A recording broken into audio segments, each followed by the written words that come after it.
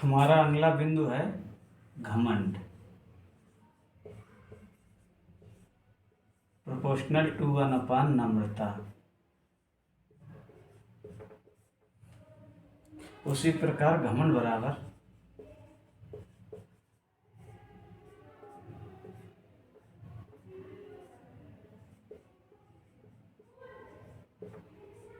नम्रता। जहाँ एच क्या है, K0 IQ P0 T0 नितांक हैं। अब जब नम्रता होगी तो घमंड नहीं होगा, घमंड होगा तो नम्रता नहीं होगी, दोनों एक साथ होंगे नहीं। तो इन दोनों का भी कोई एक ऐसा बिंदु होगा जहाँ ना तो घमंड होगा ना तो नम्रता होगी। इसे बैलेंस बिंदु कहेंगे, बैलेंस लाइन कहेंगे।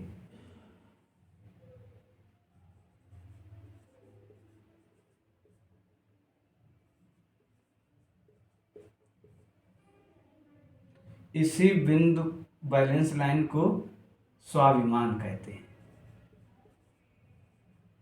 स्वाभिमान, सेल्फ रिस्पेक्ट।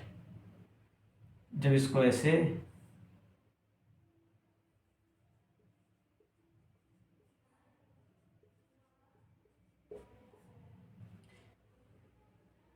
जब घमंड ऊपर होगा तो व्यक्ति दूसरे को तुच्छ समझेगा, और जो घमंड नीचे होगा तो व्यक्ति स्वयं को तुच्छ समझेगा। मैं घमंड को खराब या नम्रता को बहुत अच्छा नहीं कह रहा हूँ, ये ऊर्जा ही है। ऊर्जा ना तो खराब होती ना तो अच्छी होती है। कार्य के परिणाम के आधार पर हम उसको सही गलत कहते हैं, पॉजिटिव नेगेटिव कहते हैं। अब इसको ऐसे भी समझते हैं, जो ये है वो यही है, एक ही बात है।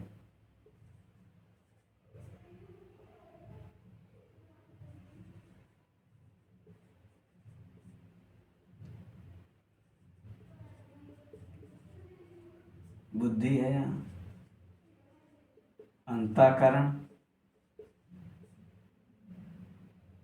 याददाश्त, जो इससे जुड़ी हैं बुद्धि से। इधर क्रोध लिख दो।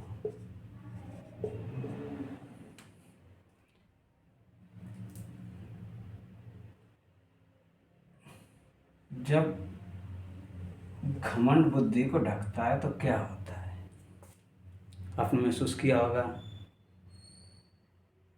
किसी ने घमंड में आकर आपसे कैसा व्यवहार किया, या आपने घमंड में आकर दूसरे से कैसा व्यवहार किया होगा। ये भी कोई नई बात नहीं है।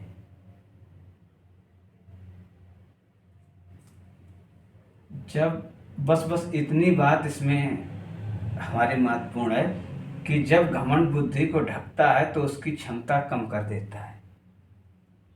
जब व्यक्ति की बुद्धि की क्षमता सोचने समझने कम हो जाती है तो ऐसा व्यवहार करता है जिससे दूसरे दुखी होते हैं। अब घमंड अर्थात ईगो को ऐसी स्थिति में लाकर खड़ा किया जा सकता है जिससे व्यक्ति ना तो स्वयं को तुच्छ समझे ना दूसरे को तुच्छ समझे। बस वही स्वाभिमान है, वही सेल्फ रिस्पेक्ट है जो हर व्यक्ति का एक जैसा होता है। कोई व्यक्ति तुच्छ बनकर नहीं जीना चाहता है, हीन बन के नहीं जीवन जीना चाहता है। और व्यक्ति घमंड में आकर दूसरे का भी सुख चैन छीन लेता है और उसको भी तो नहीं कुछ मिलता है। क्योंकि जब वो आपके अंदर घमंड की मात्रा बढ़ेगी तो आपको ही जलाएगी और फिर या तो दूसरे को जलाएगी। और जब घमंड की मात्रा नीचे यानी नम्रता अधिक हो जाती है तो व्यक्ति स्वयं को ही तुच्छ समझने लगता है। ऐसा होता है। और घमंड के विषय में आप समझिएगा, बस जो मेरी महत्वपूर्ण बात यही है, बार बार जो कह रहा हूँ कि जब बुद्धि को ढकता है घमंड तो व्यक्ति ऐसा व्यवहार करता है जिससे दूसरे दुखी होते हैं। वो दूसरे को तुच्छ समझता है। और घमंड जब व्यक्ति पर हावी हो तब उसको कुछ भी समझाओ उसकी बुद्धि तक नहीं जाएगा। बस ये भी बात हमारी महत्वपूर्ण है। समझा समझा कर परेशान हो जाओगे, नहीं समझ में आएगा। बस यही कहते रहोगे, अरे यार ये व्यक्ति कैसे व्यवहार कर रहा है, आखिरकार मैं भी तो इंसान हूँ। कहते रहो पर अगले को कोई फर्क पड़ने वाला नहीं है। और घमंड आने में कितना समय लगता है ये आप समझ सकते हो, क्योंकि इस विचार में ही तो होते हैं। और विचार आने में और जाने में कितना समय लगता है ये आप अच्छी तरह से महसूस कर सकते हैं। पर घमंड को संतुलित किया जा सकता है, इतना आसान भी नहीं और इतना कठिन भी नहीं।